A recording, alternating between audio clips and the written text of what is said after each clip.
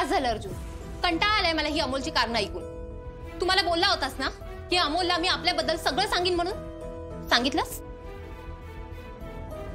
नाही सांगितलंस ना? कारण तुला या अप्पीला आणि अमोलला तुझ्या लाईफ मधनं दूर करायचंच नाहीये. मी तुला एवढे दिवस सांगते आर्या, या अर्जुनचा रंग काही ठीक दिसत नाहीये, पण तू ऐकलं नाहीस माझं. आता नाही आई. अर्जुन, तुला दोघांपैकी एक निवडावं लागेल. तुला ह्या अप्पी आणि अमोल पाहिजे असतील ना आयुष्यात, तर मला मोकळं कर तुझ्या आयुष्यात. पेपर कुणीही पाठवलं तरी काय फरक पडतो? फरक पडतो वहिनी. 7 वर्ष वाट बघितल्या दोघांची. मी पण वेगळं व्हायचं कधी नाव घेतलं नव्हतं. 7 वर्ष मी पण वाट बघितली अर्जुन. मी पुण्याला नंतर मला काय मिळालं? Divorce paper. ए पाच सप्पे, तुझ्याकडे काय पुरावा आहेत? ते पेपर मी पाठवले होते म्हणून. अर्जुन, अवदाजी, माणसांपेक्षा मोठा पुरावा काय असणार आहे? डिवोर्स पेपर आले तेव्हा बापू होते, मोना होती, आम्ही सगळ्यांनीच आवरले ते तिला. मी कधीच पेपर पाठवले नाहीत.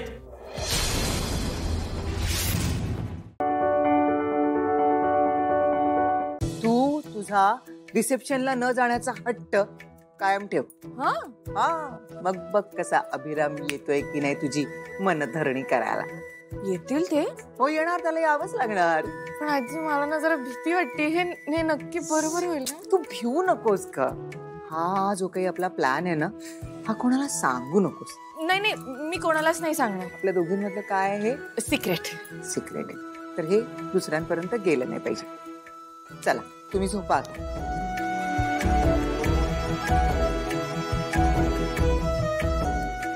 अभिराम जेवढा हट्टी तेवढीच ही निरागस. कदाचित ह्यांच्यातला हा फरकच यांना जवळ आणेल.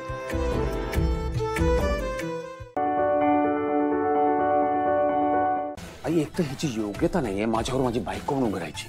आता माज करते ती. एक तर तिला घरात घेतलं मी आणि वरनं एक्सपेक्ट करतेय की मी तिची रिक्वेस्ट करू, तिचे हातपाय जोडू आणि सांगू तिला चल माझ्या बरोबर. म्हणून हे सगळं चाललंय. तिचा डोळा लागलाय बघ. नाटक करते आई, नाटक.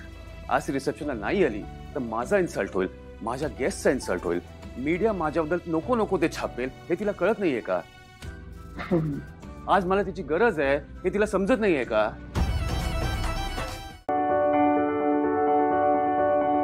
हे जग जरी तुला चुकीचं म्हणत असेल ना,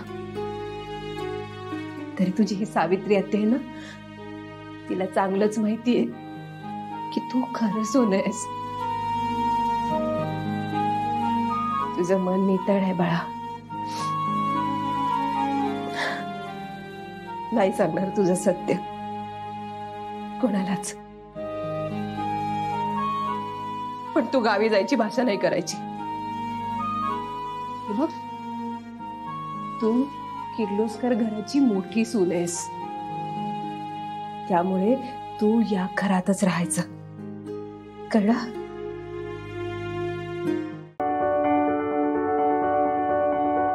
घरातलं वातावरण बाळा किती बिघडलंय, त्यात गोडाधोडाचं कशाला केलंयस? सावित्री आत्या, येळ कडू झालीये. आपण तिला गोड करू. आणि मी म्हणलं ना तुम्हाला, जे काय बी झाले त्यामुळं घरातले समजे नाराज असणं, असं वागणं साहजिक आहे. पण म्हणून आपण आयुष्यभर असंच राहायचं का? आपण पुढे जायचं आणि नव्यानं सुरुवात करायची.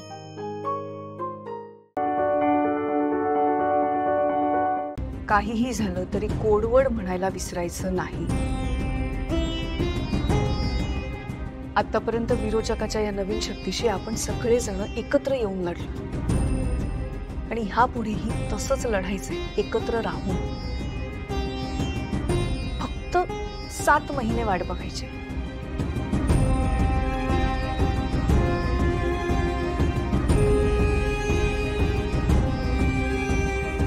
मग आपल्या टीम मध्ये अजून एक मेंबर येणार आणि आपली टीम वाढणार. नेत्रा, बाळ सुद्धा विरोचकाशी लढेल आपल्या बरोबर. काकू, मला माझ्या बाळावर विरोचकाची सावली सुद्धा पडू द्यायची नाही.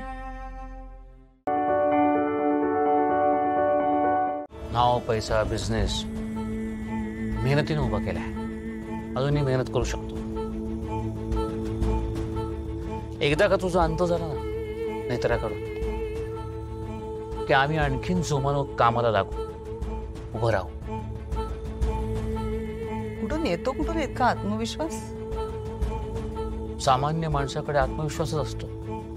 आत्मविश्वास. तसे तुझे फार दिवस नाही राहिलेत. 6-7 महिन्यात तुझा बंदोबस्त होईल. बंदोबस्त म्हणजे अंत.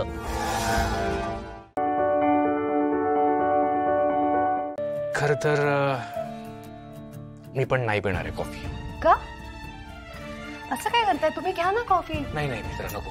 साहेब तुम्हाला सकाळी चांगली कॉफी नाही मिळाली तर तुमचा दिवस चांगला जात नाही, मला माहिती. तुम्ही प्या. नेत्रा, हे असं इक्वेशन तू माझ्या आयुष्यात येण्याआधी होतं. तू माझ्या आयुष्यात आल्यापासून इक्वेशन चेंज झालं. आता जर मी एकट्याने सकाळी ब्लॅक कॉफी घेतली तर माझा दिवस वाईट जातो.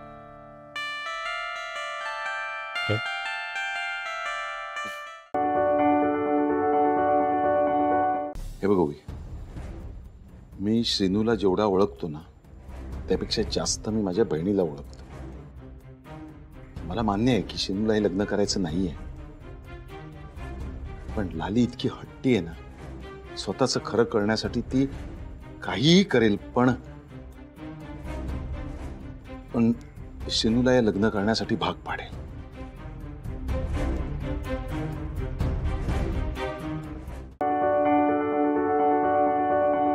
आपण जेव्हापासून बाहेर राहायला लागलो नाही तेव्हापासून रोज तुमच्या हातचं जेवायला मिळतंय ना. आम्हाला असं वाटतं की तो क्षण असं की संपून जायला नको. जरा पुरवून जाऊया. शक्य तेवढं ताने जरा लांबणीवर टाकूया, असं विषय. काही लांबणीवर टाकू नका आणि काही पुरवून करायची गरज नाही. चला आता बसा बरं. बसा तुम्ही इकडे. जेवून घ्या, मी वाढते. दमट सुट लागले बारी. काहीतरी लई खतरनाक बनवलं वाटतं. तुम्हाला खरं सांगू काय, तुम्ही जो कॉन्फिडन्स दिला होता का नाही तो लय महत्वाचा होता.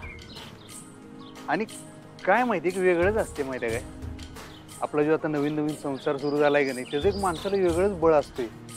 खरंच की तुम्ही आमची प्रेरणा आहे. बरोबर बोललो ना, प्रेरणा आहे तुम्ही आमची. माझ्या डोसक्यात एकच विचार होता, म्हणलं मास्टरीन बाईसने आपण असं घेऊन आलोय, महाराणीने ठेवायचं. तुम्हाला आयुष्यातले सगळे आनंद द्यायचे, सगळी सुख द्यायची. म्हणलं काय वाटेल ते करायला लागू दे.